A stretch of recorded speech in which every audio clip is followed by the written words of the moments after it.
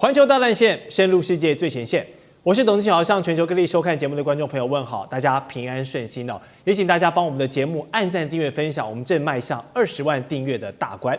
好，馬上介紹這集的3位來賓。第一位是國際情勢專家賴岳謙，主持人好，觀眾朋友大家好。第二位時事評論員王尚志，千好，觀眾朋友大家好。還有前成功級艦長黃鎮輝，主持人各位觀眾大家好。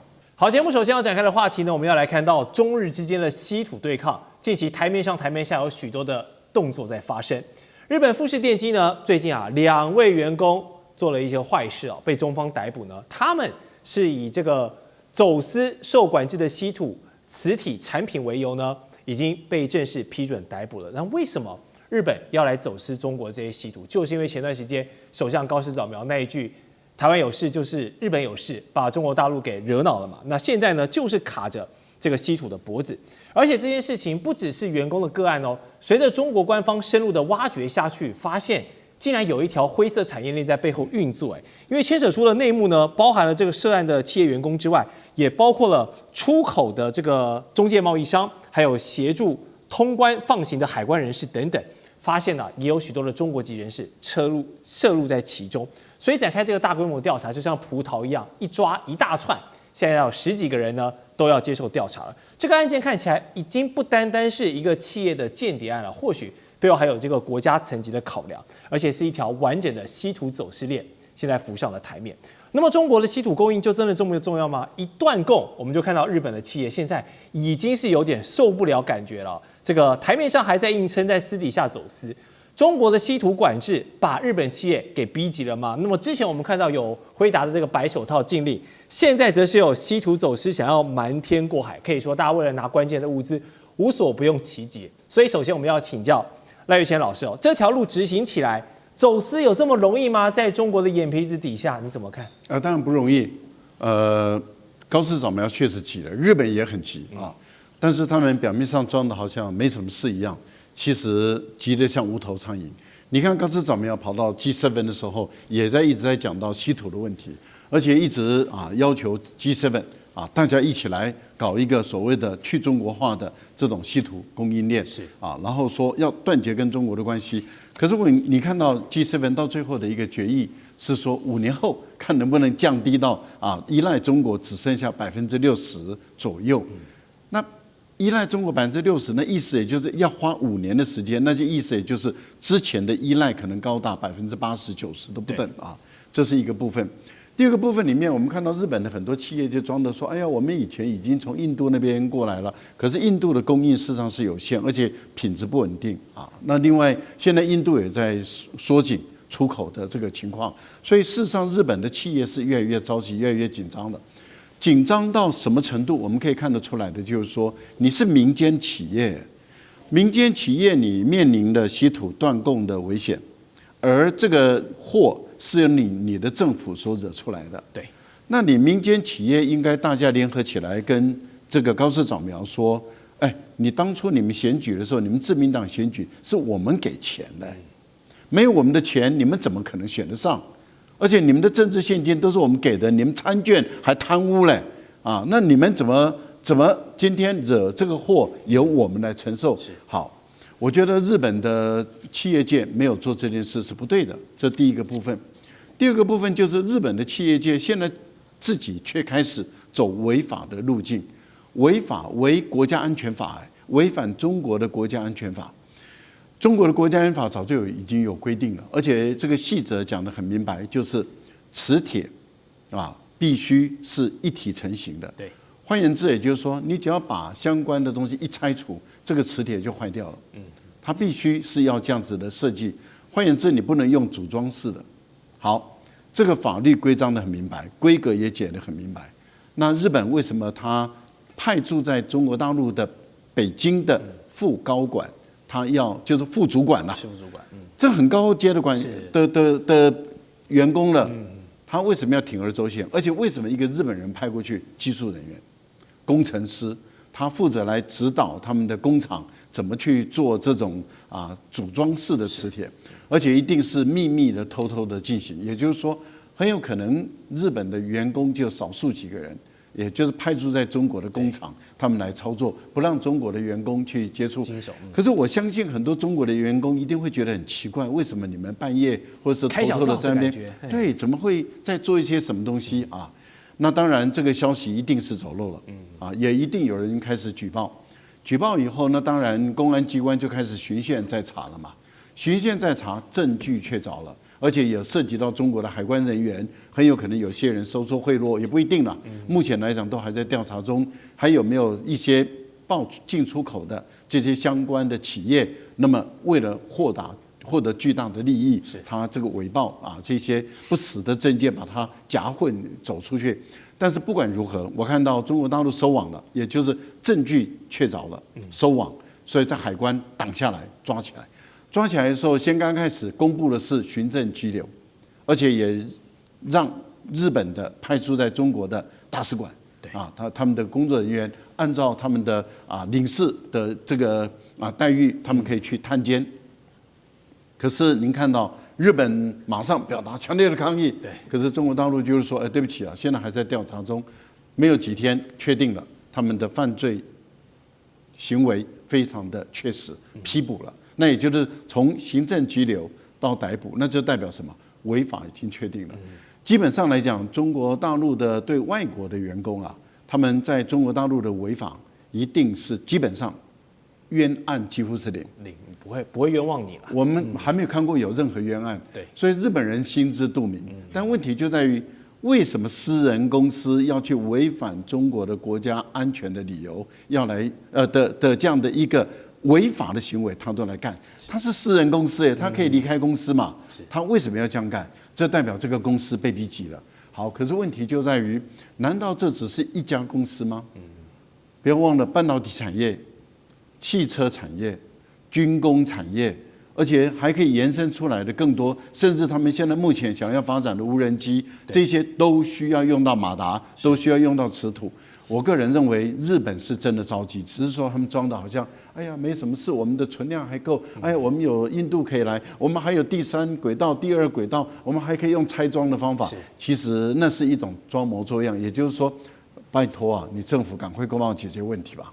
好，也就是因為這樣子了解日本的痛處，所以現在中國對日的出口管制又在升級了。在6月的時候呢，又有新的動作，中國商務部新增了20間的日本實體列入管制的名單，還有20間的觀察名單，而且當中不乏大咖哦，三菱集團、防衛研究所等等，這些都是日本軍工核心的單位哦。就拿中國限制这個關鍵的重稀土，我們看到氧化鋰這個東西來說，觀眾朋友，它可不是普通的工業粉末，你包括半導體製程、高性能陶瓷、精密的光學、軍用的耐熱塗層，還有這個我們說隱形戰機的這個塗料的材料裡面哦，都離不開這個氧化鋰，所以它的供應斷裂呢，就直接導致日本的化工大廠啦、醫療陶瓷企業拉警報了。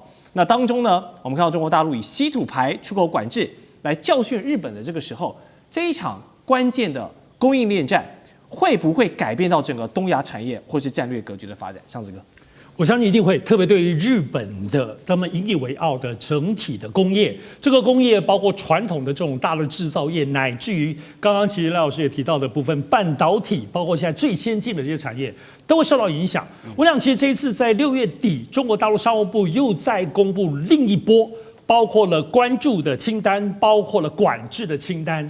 要知道，在今年年初公布這20家，包括涉及到像三井這些，一開始覺得中國應該是不是就是個動作，是個宣示性的動作，沒有人想到有第2波，包括日本自己也沒有想到。這也就是為什麼在6月29號公布之後呢，過去日本的個性，日本的這個政府方面的個性是，如果有任何的這種所謂制裁行為，他們一定會先觀察個2-3天。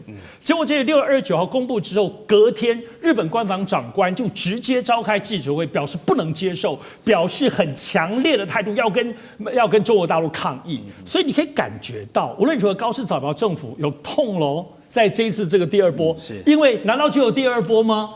有第1波、第2波，是不是還會有第3波？再加上這次公布的清單裡頭有9家都是跟三菱相關的，而且有4家都是跟日本的防務省幾十年的研發機構，所以是不是一些他們要做一些樣機，包括這個軍工業當中的更研發的部分？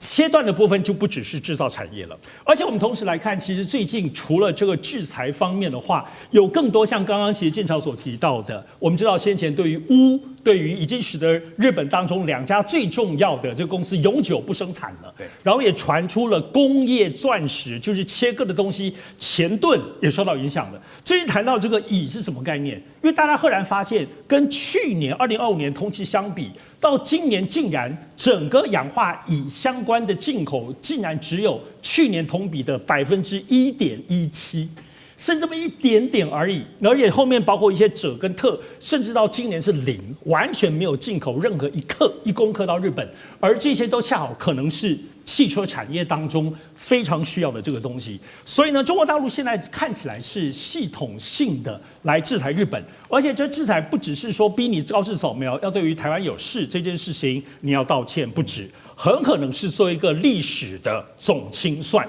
這個清算是包括對於你現在日本，包括你的匯率問題、你的產業問題、你的債務問題、整個日本國債問題，然後你在經濟產業當中，你明明有那麼多債務，結果你高市早苗，全世界跑來跑去，包括又跟印度又在哪裡跟菲律賓簽一些產業合作，又畫大餅。要舉債，雙方有幾十億美金甚至上百億美金合作，你不是欠債嗎？所以，那你現在在這個工業製造業又是你最大的稅收來源。我覺得中國大陸現在在研判，不只是在你工業懲罰你，是不是針對整個日本產業經濟的結構？你高市早苗膨脹軍國主義，膨脹你在國際當中的合作，在印太當中要圈圍中國大陸視為威脅，於是中國大陸這個制裁當中。打你的不是軍工業，打你的製造業，甚至是不是要把你的製造、軍工、光電這些當中打到完全沒有辦法，甚至打到坍方為止、坍塌為止。所以，我們看，於是這個影響性來講，不只是中國、日本過去來講是亞洲地區最重要的2個工業心臟。那麼日本當中來講，又有自己本身的市場跟它的戰略。如果中國不只是意識上的懲罰你，一波一波又一波的制裁，一波一波在稀土方面各方面這個控制，直打到你日本製造工業，要把你打損，把你打殘。如果真的是這樣子的歷史性清算，我想對日本的深層影響跟亞太地區乃至全球的工業製造的部分格局，我相信那都是難以想象的。是，好，就像上次哥分析的這個觀點哦，中國大陸現在持續在對日本的稀土做施壓，把這個脖子卡得非常的緊，讓日本的企業非常的難受。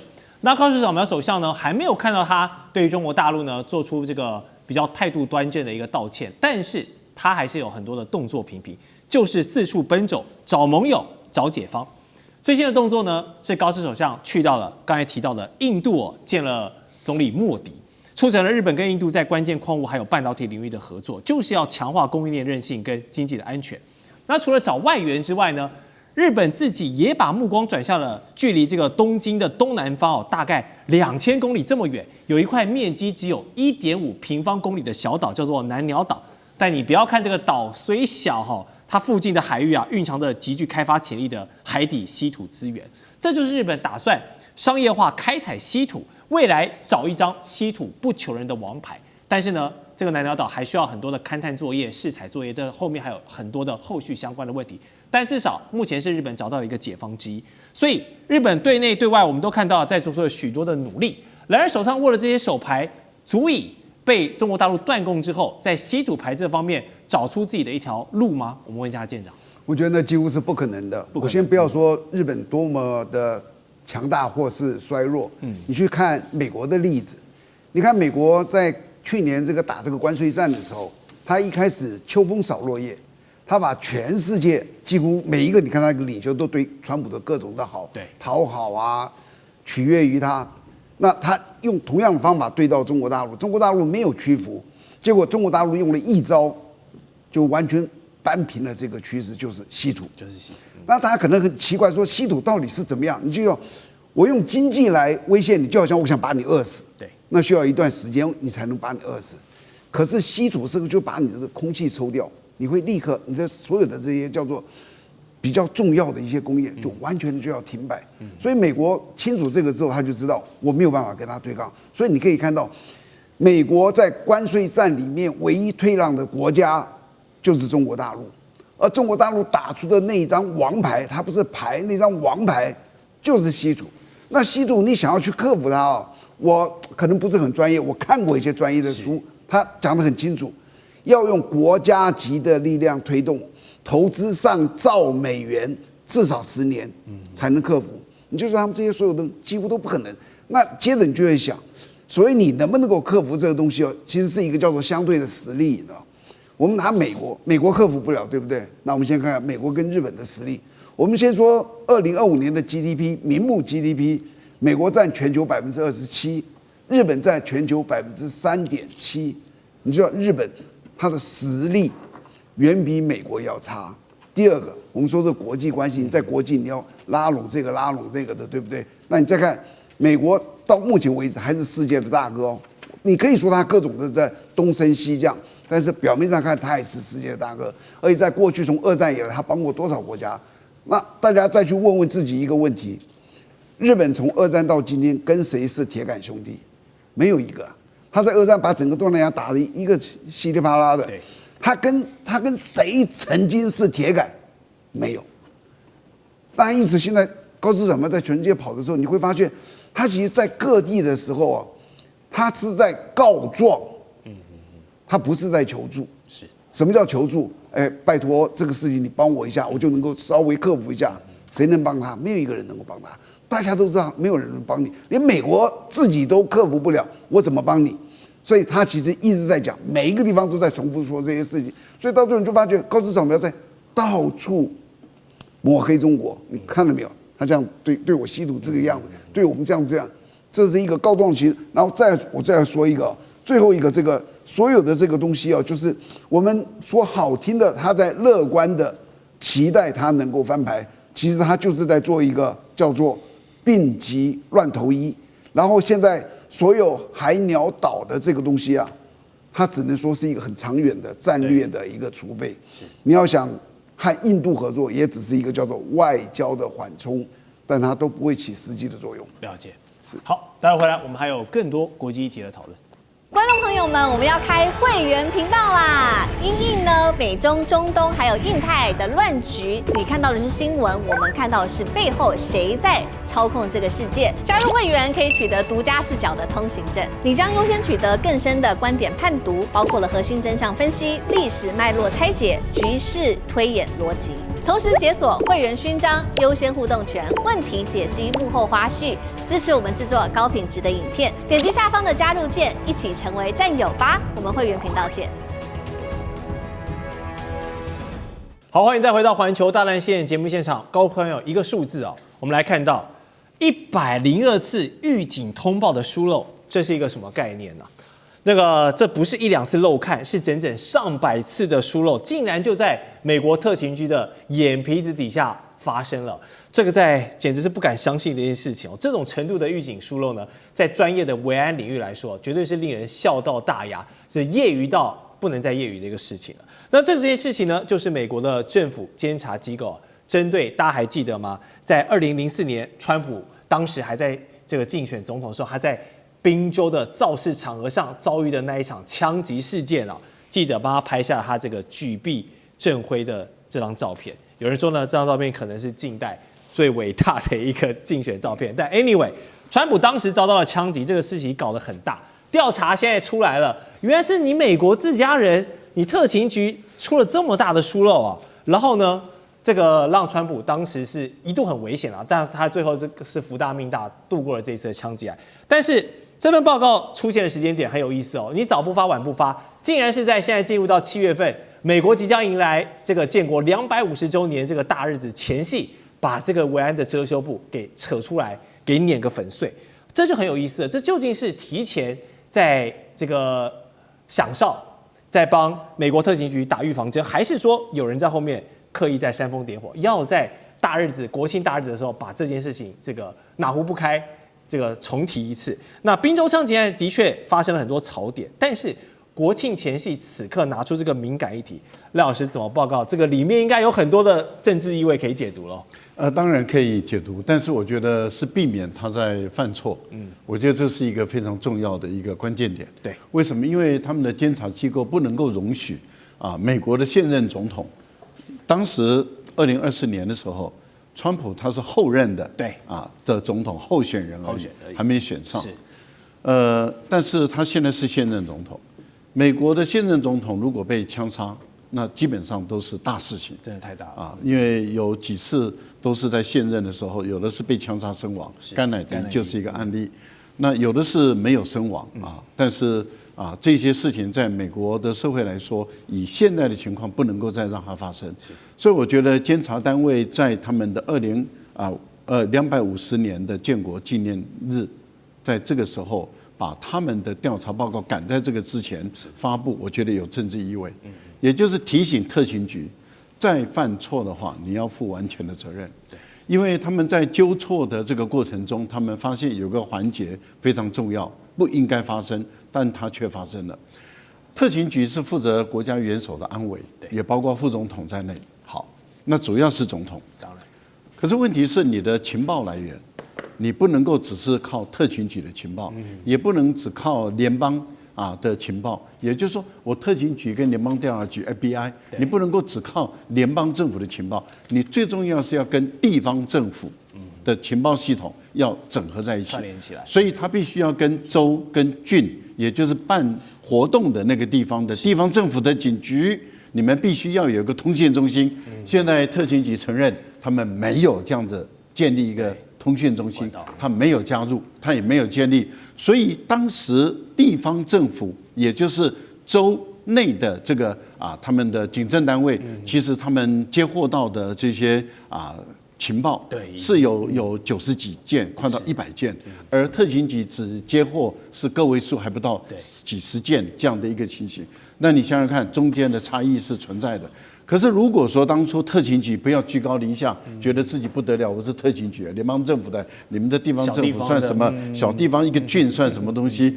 你如果不是擺出這個姿態的話，你跟地方好好的合作，建立起通訊中心，派出你的人員跟地方在做情報交流的話，或許你就掌握到很多線索了。而當時很多的線索都是跟這一位槍手有關嘛，因為都是指向這位槍手嘛。好，最後被證明說，事實上地方政府的情報很有價值，而由於特勤局不重視，現在的情況是特勤局也認錯了，他說我們錯了，那我們願意改進。那如果在這個7月14號，哇，難以想象，如果再發生的話，你絕對要負政治責任的，這是第一個。那為什麼現在情況比以前嚴峻呢？第一個就是美國的社會高度的分化，高度的撕裂，高度的仇恨。而且這個你也知道，美國的社會越分化、越仇恨、越撕裂的時候，走偏鋒的人數就越多，孤狼的犯案的幾率就越高。我覺得這個是要內部防範的。另外一個外部防範的就是說，美國去攻打伊朗，製造了太多的仇恨了。他殺了太多的人了，殺了這麼多人，再加上以色列殺了這麼多的這個巴勒斯坦的這些住在加沙地區的居民。我覺得有很多人是充滿了仇恨，充滿了仇恨。他們本身可能已經移民到美国去，但是在這個仇恨的影響下，我們也不能排除他們不会想說利用這個機會有一個最顯著的一個政治的宣傳的效果的機會。他當然有可能要去做這個事，所以我個人覺得，在這個活動慶典前公布他們的調查報告有它的功能。了解。好，但接下來更多特勤還有維安的檢討，我們要來看到，也是吃了一個非常大的瓜，就是連槍手都要開始客串當你的維安顧問嗎？帶觀眾朋友回顧一下，今年發生在4月底那一場白宮記者協會的晚宴，還記得那個驚魂記嗎？槍手抱着一把槍，然後狂衝到那個現場的畫面被這個攝影機拍到。根據紐約郵報的報道，這位槍手 Cole Thomas Allen 他自己在書面宣言中提到，他都覺得那一場維安的措施是鬆散的，多不嚴格。連槍手自己都吐槽說，他以為闖進去每一個角落都有監視器，房間會有這個裝監聽器，每10公尺會有武裝的探員，到處都是金屬探測。結果沒有啊！他簡直這句話就是把特勤局描述成了一幫的草台班子哦。連槍手都吐槽，他覺得這維安都太鬆散了。那也暴露出特勤系統確實存在一些結構性的問題。我們來看看之前這些民主黨人，不管是奧巴馬還是拜登當家時期，沒有那麼多驚心動魄的總統級的這個刺殺。但現在就像剛才賴老師講的，現在美國社會是一個高度撕裂的狀況，加上美國憲法一直都是保障人民的擁槍權，你很難避免有一些極端分子的出现。而且川普總統他的風格這麼的激進，第二任上台也是一大堆吸引仇恨值，所以換個角度講，川普總統他在任期間真的是給這些維安人員增加了非常多的壓力跟工作量。尚志哥怎麼看？我想川普其實是有一些惹人厭哈，有4種人。可能在心裡甚至是付諸行為，想要對他有所不利。哪4種人呢？我們先講比較簡單的，第一種部分其實就是有一些抗爭的人。对，那叫川普其實有很多的這個政策，包括移民政策跟等等啊。除了關稅可能是國與國之間，但是呢，對於美國國內本身還是有很多政策產生了很多人性感受上的衝突。所以這些抗爭的人，一旦抗爭變得失控跟激烈，可能對川普有影響。其實部分是有些倡議的人，這些倡議可能是一些學生活等等，他就要羞辱川普。可這種羞辱會不會這種活動當中就慢慢擴大呢？好，更不要說襲擊。沒有要讓川普死，可是他就是要傷害川普，乃至於有暗殺哈。我覺得這些都是陸陸續續這不同的層次，使得現在美國終於還是要加大對川普維安的這個力度了。其實我一直覺得，從去年開始我們看起來，我認為始終還有2種是這個仇恨值可能會強烈到真的想要川普的命。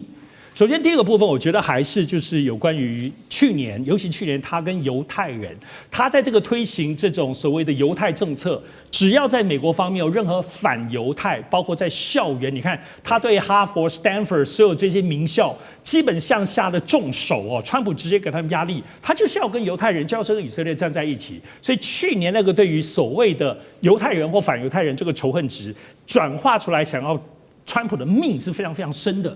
其實當然就是移民啦。我覺得移民政策當中的一些處理，我們看到其實在很多地方上，包括 ICE， 他們在處理這些都有些過度的失掉人命的這個部分。其實我認為，只要涉及到這種強烈的命的衝突，我覺得在去年是很深刻。當然，今年隨着美伊戰爭當中來講，看起來川普已經。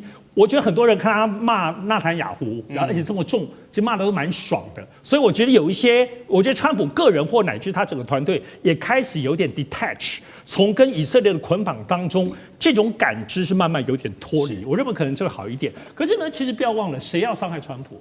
江湖上始終有說伊朗啊，伊朗當中或者是包括阿拉伯一些恐怖分子，是不是也可能暗殺川普呢？江湖都在傳聞。可是。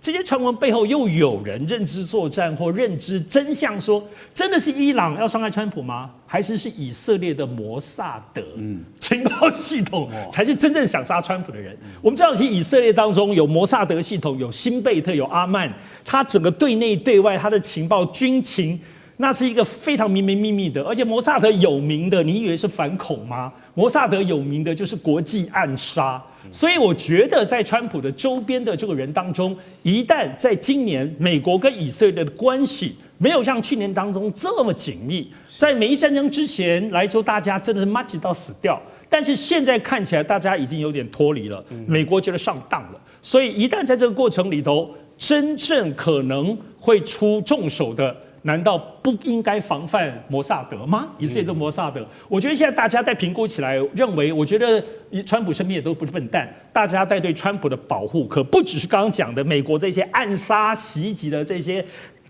孤狼草根人士，真正像摩薩德專業暗殺的，才是他們要防的對象。了解。好，就像尚志哥講了，雖然川普總統有時候非常的惹人討厭，但我們還是希望他老人家這個身體健康，好不好？好，那因為他也是一位蠻喜歡運動文化的總統啊，那不只會接待這個美國很多的職業運動的冠軍球隊去白宮做客，給他們慶祝。那今年的 NBA 這個紐約尼克隊是睽違了53年哦，終於再嘗這個總冠軍的滋味，讓整個大蘋果都沸騰了。那川普也有去看比賽，也成為了美國史上首位親臨 NBA 現場觀賽的總統。也因為他的到來呢，那場比賽是維安層級拉滿。那當然進場就變得非常困難，要搜身，要各方面的，也導致了一些球迷的這個不樂意啊。當然這也是總統要來嘛，這個拉到了國安的考量，這也無可厚非。但接下來真正的魔鬼考驗才要來臨哦，因為我們都知道馬上美國建國250周年大日子要來了，全美各地一定都是大肆慶祝。同時也別忘了 FIFA 世界杯，美加墨，美國也是其中是一個地主國，正在熱鬧的舉辦。哇，這幾百萬的國際人流，無數的政治政要，加上隨時可能爆發的社會對立面，我光是用想的都替那些特勤啊、維安人員的工作量，我真的替他們捏把冷汗。那麼究竟這場7月4號的終極維安大考驗，會展現美國團結國家的這個肌肉呢，還是說會成為刺客們的狂歡節？黃艦長怎麼看？我首先要，因為剛剛主持人說了一句話，我很有感觸。主持人說希望這個川普這個老人家能夠很健康過去。對，我希望川普長命百歲，而且永遠當美國總統。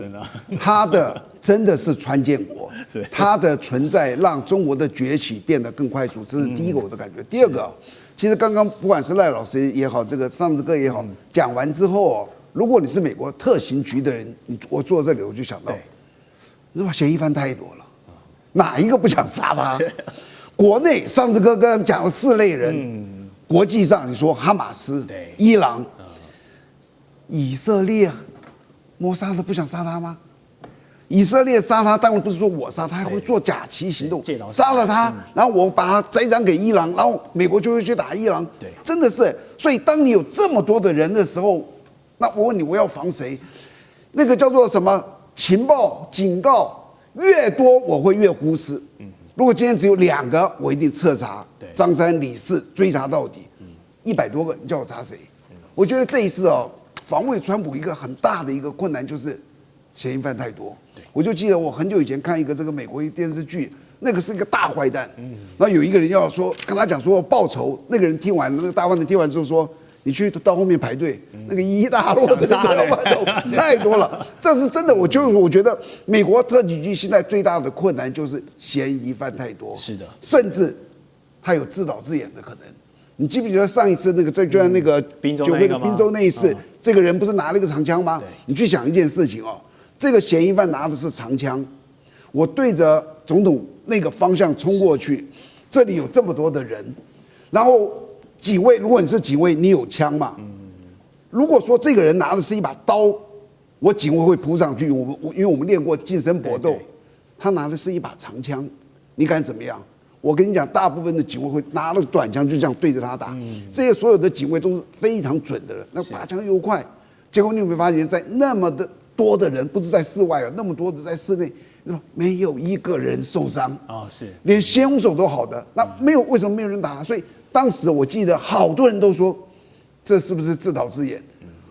我當然你覺得說自導自演怎麼可能？可是我從現場的沒人受傷的結果，我覺得哇，也並非是不可能的。因為為什麼我要塑造成我是一個受害者？因為他那時候民調很低，那是不是我的民調會高？這是有可能的。所以當時我就想，哇，怎麼有這麼多人？但是你再来看這麼多的可能裡面到最後還有哪些謀殺手段？第一個孤狼，還有第二個是團體的，就像這種基地組織的這種，還有第三個就是國家集團。是，所以這些東西你就發現手段也很多，這個嫌疑犯也這麼多，所以我跟你講，這次他們一定是大動員，的確是一個很敏感的時機。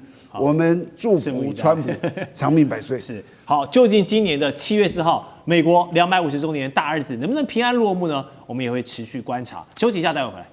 觀眾朋友們，我们要開會員頻道啦！因應呢美中、中東還有印太的亂局，你看到的是新聞，我們看到的是背後誰在操控這個世界。加入會員可以取得獨家視角的通行證，你將優先取得更深的觀點判讀，包括了核心真相分析、歷史脈絡拆解、局勢推演邏輯。同時解鎖會員勳章、優先互動權、問題解析、幕後花絮，支持我們製作高品質的影片。點擊下方的加入鍵，一起成為戰友吧！我們會員頻道見。好，第3節的話題呢，我們要來看日本現在的經濟出現了哪一些難題哦。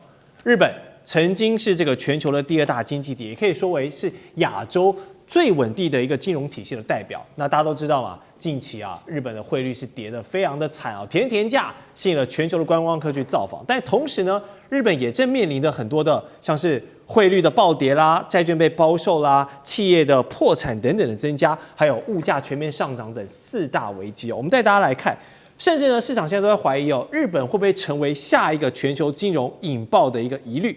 雖然呢，日本的央行是很努力啊，嘗試要拯救這個匯市，但呢，我們看到這些機構啊，這些包括了普萊士，還有瑞穗銀行，還有三菱住友銀行，他們其實看日元的匯率都還是持續往下的。我們之前說$1對這個150，大概就是它的鐵關卡，但現在呢，金融機構怎麼看？690啦，170啦，還有180，甚至還有人說到200這樣的一個狀況。哇，那到時候這個日元到底會跌到什麼慘狀？大家都覺得它是一個無底洞，我們要持續觀察下去，並且呢，不只是匯率一坨糟，這個國債在今年6月呢，遭到了海外投資人的大舉拋售，單月哦就賣超了這個3兆這個級別的一個數量，真的是讓日元重貶，日債拋售，還有政府的債務居高不下，這麼多的燙手山芋同時存在的情況下，你就知道問題有多嚴重了。所以過去日本這個低利率的神話，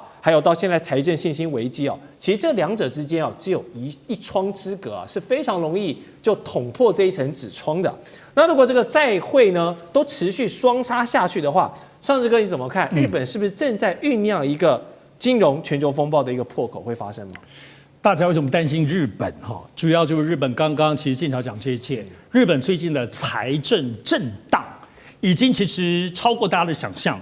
那比例最高其實就是日元。日元要知道，其實日本央行其實已經拿了$700多億，700多億美金進來要來干涉匯率都沒有用。現在還是一直貶值，也超過我自己的預期。我本來先前覺得會升回來，結果都沒有用。好，我們要知道，在觀察一個國家的狀況，當然你要觀察它的產業。我們談了稀土被中國制裁，它的觀光、它的民間的這個東西，其實不是。大家看3個：看日元、看日債，以及看日本股市。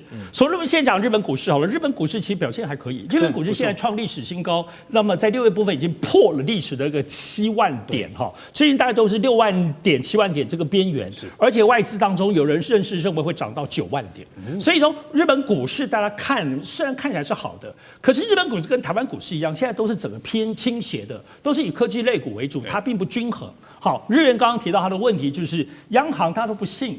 要知道，一個國家，如果你央行打算要升息，央行要控制貨幣，但這個全球的市场沒人信，你做的東西大家覺得沒有用，而且你現在到底要不要升息，各方面雖然略略的升息，接下來呢都知道要放鷹會升息，可是大家都不信，所以日元繼續貶值和差那麼多，所以他會怎麼辦？所以第二個部分是日本政府。高市早苗政府现在它的舉債超過想象。我講一件事情，日本現在最近在發債，7月2號才剛剛要發這個10年的國債，因為他們要花的錢實在太多了。10年國債因為短期，那麼它的利息大家比較願意買，長的20年、30年、4年沒有人要買了哈。特別像日本，你又欠那麼多債務，日本的債務國債已經高達1343.8兆日元，然後每年他們的稅入1/4要來的還債。好，所以日本現在7月2號發債也沒人要。於是呢，可是你看看高市是什麼概念？好，我盤點一下，算給大家聽。首先呢，他自己本身在答應要給美國5500億的投資，現在還是慢慢在塔。美國這個財政部長已經催他好幾次，專程跑來，他還在那邊拖。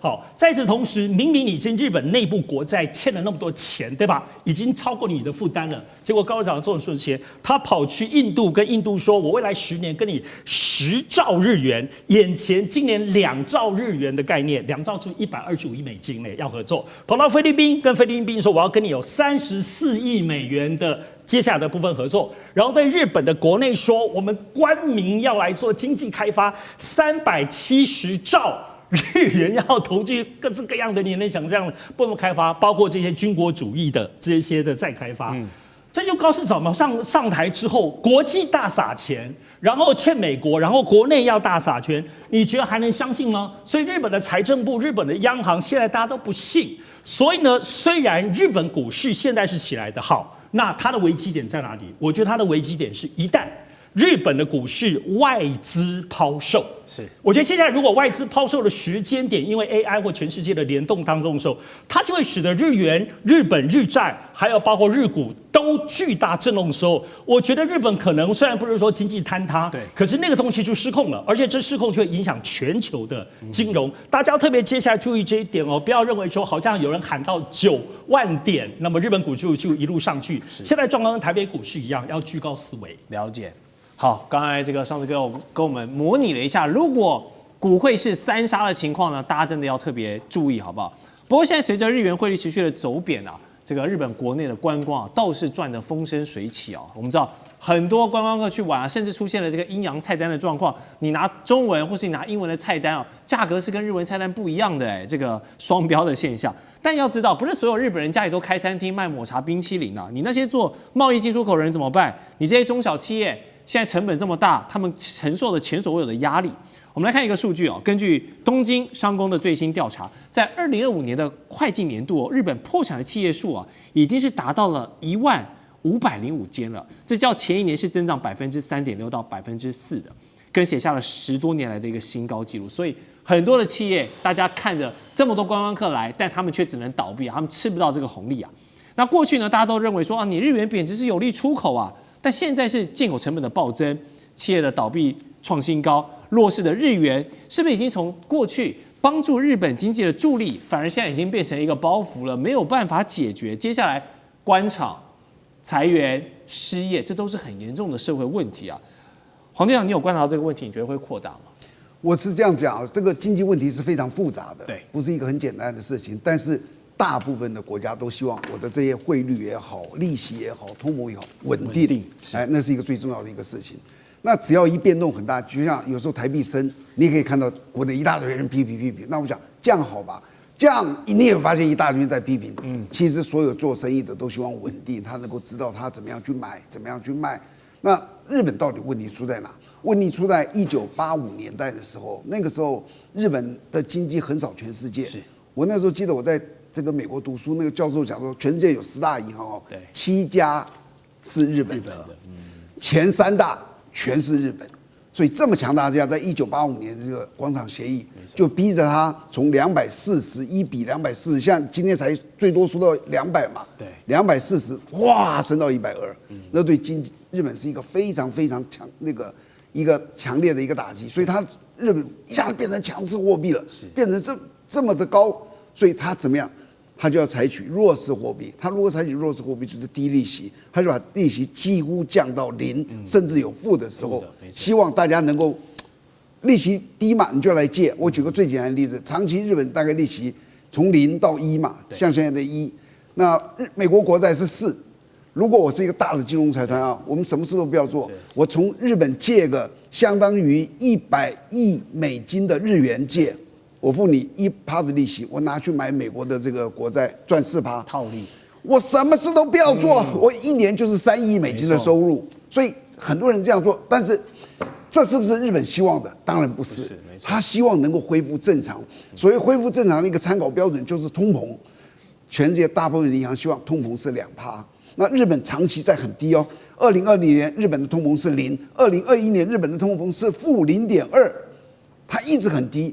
那結果最近好了，最近好到這2022是2.5、3.2、2.7、3.2，就是突然一下子變成正常了。所以最近他希望能夠怎麼樣？能夠提高他的利率，他希望他的利率跟全世界一樣，不然你的利率特別高或特別低，對你影響很大。就他在提高的時候，很多人就發覺，哇，那我原來借你的錢去的，我趕快把你同利還，就一下日元就垮下去了。這是影響它最近一個最大的一個原因，但是這個的影響主要在中小型的叫做內需型的企業，大部分倒了，大型的跨國的目前都還可以撐得下去。那會不會影響很大？我覺得以日本的實力，我跟你講，日本的經濟實力還是很大的，造成一個巨大的一個叫做黑天鵝，幾率不大。了解。好，但是現在日本的金融市場還是有一些考驗在後面啊。最近呢，他們的政府就有一項要提出高達370兆日元的一個長期投資計劃，就是要趕在現在熱頭上的 AI 發展、半導體、國防跟先進製造這樣的一個長遠願景。但因為部分的融資設計是仰賴所謂的過橋國債，還有這個定義模糊的稅外收入，這就埋下了很多的不穩定的因子哦。剛才我們黃健翔有提到，過去這個廣場協議造成的衝擊啊，別忘了日本那個失落的10年，那可不是開玩笑的。很多人現在想到那件事情都還會怕。所以如果一旦黑天鵝真的出現了，經濟垮掉了，東亞其他經濟體是會一起下去，還是說，借由日本這個強大經濟體的垮掉，其他人反而可以吃飽一點？賴老師，我覺得過去日本由於在全世界它的經濟體排名第2，对啊，然後接的美國很近啊。所以它在亞洲是遙遙領先的情況下，日本的衰敗對亞洲的影響衝擊面很大，很大。就是你剛剛講的30-40年以前，它所發生的事情。是。可是現在不一樣了，現在中國大陸的經濟體在全世界排名第2，事實上平準購買力排名第1。是。日本也不過中國大陸的1/4不到啊，大概在1/5到1/4之間，也就是它就4萬多億美元左右啊。所以日本如果它的經濟出現很嚴重的問題的話，我個人覺得對亞洲的經濟有影響，但是不至於衝垮亞洲，因為中國大陸可以把亞洲的經濟支撐起來。以目前來講，大陸是整個亞洲所有國家的第1大貿易夥伴，幾乎了所有的亞洲國家。所以，但是日本不是，所以在這個情形下的時候，我覺得日本會產生影響，但是不會像40年前影響那麼的大，這是第一個。可是日本的風險開始浮現了。過去我們常講說日本的政府是高負債，可它還是很安全。那是因為90%都是日本的國民跟央行在買，日本的企業、銀行、日本的央行，還有日本的國民買國債90%，所以外匯的這個10%的買賣拋售影響不大。可是現在的情況是，它最憂慮的是，如果它一旦升息的話，那日本政府怎麼辦？所以我個人覺得，以日本來講，它還是有風險的。好，我們休息一下，待會再回到第4節最後一節的討論。觀眾朋友們，我們要開會員頻道啦！因應呢美中、中東還有印太的亂局，你看到的是新聞，我們看到的是背後誰在操控這個世界。加入會員可以取得獨家視角的通行證，你將優先取得更深的觀點判讀，包括了核心真相分析、歷史脈絡拆解、局勢推演邏輯。同時解鎖會員勳章、優先互動權、問題解析、幕後花絮，支持我們制作高品質的影片。點擊下方的加入鍵，一起成為戰友吧！我們會員頻道見。好，環球大戰線最後一個節目的環節呢，我們要來討論科技的議題。過去2年哦，美國呢持續加碼這個晶片的出口管制。劍指當然是中國要抑制這個最大競爭對手的科技發展。從輝達的 H100、B200這些晶片呢，到先進設計軟體，還有先進製程的裝備，再擴大到這個涉軍的企業清單，整體的戰略非常清楚，就是希望呢要延緩中國 AI 算力追上美國的這個步伐啦。不過此番的打擊真的有用嗎？反而會不會讓中國的 AI 生態現在走出了自己的一條路線呢？我們來看到中國的科技大廠華為最近也是動作不斷，在今年第4季呢，要推出這個進軍韓國 AI 硬體市場的主角，就是這個新一代的算力平台昇騰950，還有這個 Atlas 950 SuperPad。要知道，這不只是一個產品它是一個 AI 基礎的設施方案。那而且產品力一旦維持中國這個他們的競爭力，就是高 CP 值、高性價比的東西。這一套東西的價格呢，只要輝達系統的1/4而已，25%，你就說甜不甜吧？當然，它的效能還要持續有更多的評測跟觀察，但至少這個價格是很有競爭力的。那黃仁勳呢，都已經多次表達了，你美國限制晶片不賣給中國這樣的做法，他認為長久看來是不健康的，這只會逼出更有競爭力的中國 AI 發展而已。所以呢，當中美世界2強在這個賽道上的競逐，我們知道現在已經進入到2026的下半年了 ，AI 還有很多的潛力持續在往前跑。想請問一下賴老師，你的觀察，中國大陸現在進入到2026下半年乃至未來，現在發展前景是不是越來越看好？我覺得這個趨勢很明確了啊，因為過去好像他們在質疑的就是說中國大陸的 AI 晶片的發展趕不上這個英偉達啊。那他們有幾個理由啊，也有幾個推論。第一個推論就是說你的生產能不足啊，就是說，好，你的技術突破了嘛，哈，你比 H200 還要，H20還強了，但是問題就在於你的產能不夠，你的良率不夠，他們一直在強調這一點。可是你想想看，在這麼短的時間內，中國大陸現在已經要賣給韓國了。要賣給韓國，這個對於這個黃仁勳來講，他有壓力了。是，因為 H20他當初做很多，可是本來以為說中國大陸會買，結果大陸一片都不買。他後來也承認一片都賣不掉。那賣不掉，那你要往別的地方銷售。而中國大陸現在直接告訴你，因為韓國現在也想發展 AI 的重鎮，也想 AI 的中心嘛啊。那韓國已經在發展，那所以韓國在這方面的投資不會吝嗇的。是。那中國大陸現在開始往韓國的市場來，那你 H20你要不要往韓國地方賣？但是問題就在於，我告訴你，我的升騰的性能比你好2.多倍，這第一個，但我價格就有你1/4，白菜價，你能不能贏我？你不能贏我的話，那你就進不去。那你當時指控說，中國大陸的產能不夠，可我已經告訴你，我產能夠了，我還可以外銷了。我除了我14億人口的市場我吃下來以外，我還可以外銷。我現在還做一件事情，那也就是說，我要打敗你。我覺得現在英偉達面臨的已經是可能中國大陸要打敗英偉達，所以我覺得在這個部分裡面，如果美國政府到目前為止還是執迷不悟的話，整死英偉達的不是華為，也不是中國大陸的這個那個 AI 的晶片廠，是美國政府自己把他自己的英偉達整死。那再來，我們還要看到《華爾街日報》的消息指出呢，中國人工智慧在資安的領域進展呢，也已經是逼近美国企業現在的頂尖水準了。最近啊，一家公司又吸引大家的注意，就是這個智譜 AI， 他們推出的這個開放權重的模型呢，在尋找軟體 bug 漏洞的能力哦，已經是媲美美國這個 AI 的新創公司 Anthropic 它強大的模型效能。所以這場競爭呢，不只是在 AI 公司，包括了中國車廠也想跳進來一起加入這個熱鬧的派對，比亞迪等企業都要開始自行設計自己的車用 AI 晶片了。從逐步降低外部供應鏈的依賴，還有寒武紀這一些巨頭市值突破兆級的人民幣，他們都在看出資本市場現在還是持續看好中國整個 AI 的內需發展。所以中國 AI 算力這張王牌，當模型、晶片加應用這一整套生態系形成一個完美閉環的時候，你美國科技的阻擋，你不止沒有擋住，反而還激起了中國這些 AI 科技從業者奮發向上，就是要做給你看，我可以比你做得更好的這股底氣。那是不是現在中國體系的 AI 進化，在下半年甚至未來的這段時間都大有可為？尚瑞哥，這個你熟悉的。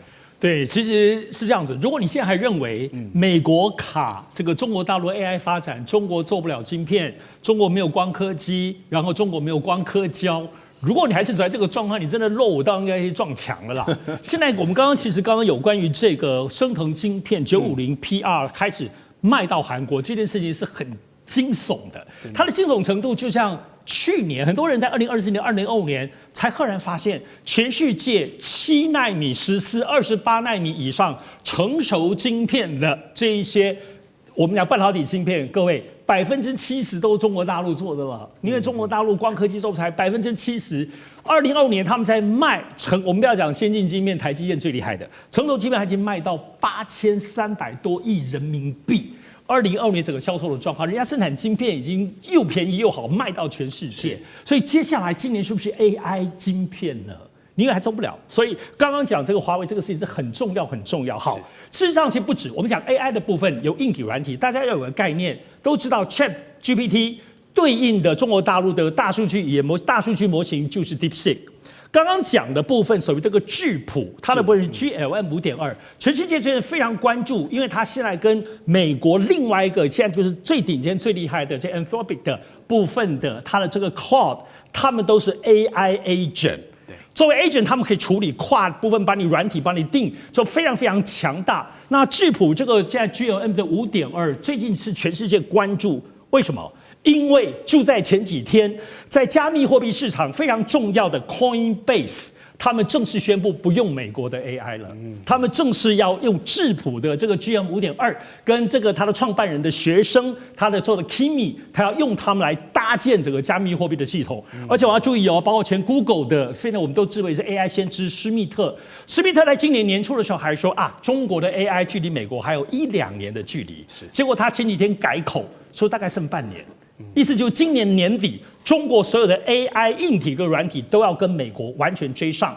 要知道 AI 不是只有軟體哦，因為中國自己內部 AI 跟機器人的需求，它帶動了中國自己內部的包括感測器，包括很多 AI 的零件。也就是說 AI 這件事情，它帶動了中國部分的這些硬體的，包括機器人服務的工業的機器人，包括這些所謂的這種柔軟的這種感測器。所以其實 AI 不是只有軟體，它還帶動很多硬體。這就是為什麼華為的晶片作為 AI 晶片已經生產到不止全中國都夠供應，還可以賣到韓國。韓國是因為他們就是手個短襪哦，這個手個短襪這件事情是全世界現在做不來，尤其輝達又這麼貴的情形之下，所以我們要注意的，現在在中國的 AI 概念當中，不只是華為升騰有自己的 AI 晶片，包括成熟晶片跟剛剛講先進的晶片都能夠有足量的生產。好，它的晶片又在自己的架構當中，不再用輝達，不再用美國自己的架構，而且開始有強大的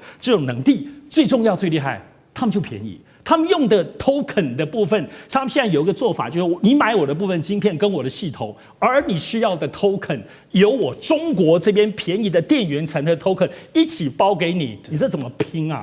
所以我覺得這個整體的部分，包括產業模式跟個別的技術、軟體、硬體的帶動，是這一波到今年年底之前，我們就看到中國趕上美國的整體 AI 產業的全面性。是哇，謝謝上次哥這個慷慨激昂的分享，因為他一定是有很多這個產業的消息啊。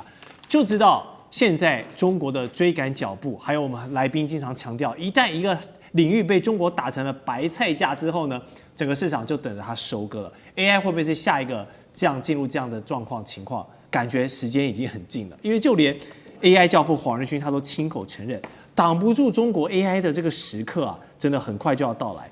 那如果中國出品的 AI 能夠衝出我們剛才說的國內自己14億人口的這個市場內需，我們觀察到。外銷到韓國這一步很重要哦。韓國之後呢，下一個會是誰？歐洲嗎？還是跟中國交好的這些南方國家，會不會都會之後提前用中國的這套生態系統卡位？未來就是中美兩套系統在全球分食掉所有的 AI 掌控權，這就是一個非常大的戰略跟布局了。那我想問一下黃艦長，你的觀察，覺得未來這個趨勢怎麼看？首先 ，AI 成長大概分3個階段，第一個就是晶片，晶片就是它的速度要快；第二個是模型，學習模型，因為你速度快了以後，它有大數據啊，跟使用者互動，它慢慢的在成長，它會越來越聰明。那第3個階段就是實際的應用，到了實際的市場。那這3個哪一個重要？當然是最終的市場重要，因為使用者覺得好用，我才會去付費。好比我現在就有用 ChatGPT， 我也用 DeepSeek， 對，我非常熟悉這些東西。那我是長期靠文字寫作的，是我這樣子舉一個例子啊，好比說我有一個幾千字的文章，對，我叫無論是 ChatGPT 或是 DeepSeek， 我說請你去抓錯字、改漏字，或是改一些那些不好的用詞。我輸入之後，這麼幾千字，大概就是1秒2秒，啪，全部露出來。好，這是速度。那接着你就要去問了。我如果等4秒會差很多嗎？不重要，4秒不重要，重點是它的邏輯是不是好的，改的是不是很好，是不是改得非常棒，這是使用者在意的。只有極其少數的很大型的機構做很複雜的問題，他會非常在乎時間，否則他的時間再怎麼樣都比我們要快很多。我現在特別講靠文字吃飯的人哦，如果你現在不會用這個，你一定被淘汰。這是我現在說的。那接着你就要看所謂的算力。這是速度，這是中國目前輸的，因為晶片這一方面似乎還沒有趕不上美國，對不對？對。但是所謂的邏輯啊，它那個算法成長的這個過程，中國是贏的。為什麼？算法基本上是數學頭腦，我就是軟體工程的人。我們在國外，我們很清楚我們的數理是遙遙領先全球的所有學者。我們坐在那裡面，我英文都講不好的，理工大概只有我能發問。這是我們。因為中國人的數理就是比較好，所以你看比較到最後的時候，也許硬體沒有辦法完全突破，可是你要知道，大部分人在乎是最後的那個，你告訴我的結果，我可以忍受從2秒到4秒，那一點不是問題。但是我希望你是一個很邏輯的，那就是靠中國能力的算法，所以最終 AI 獲勝的。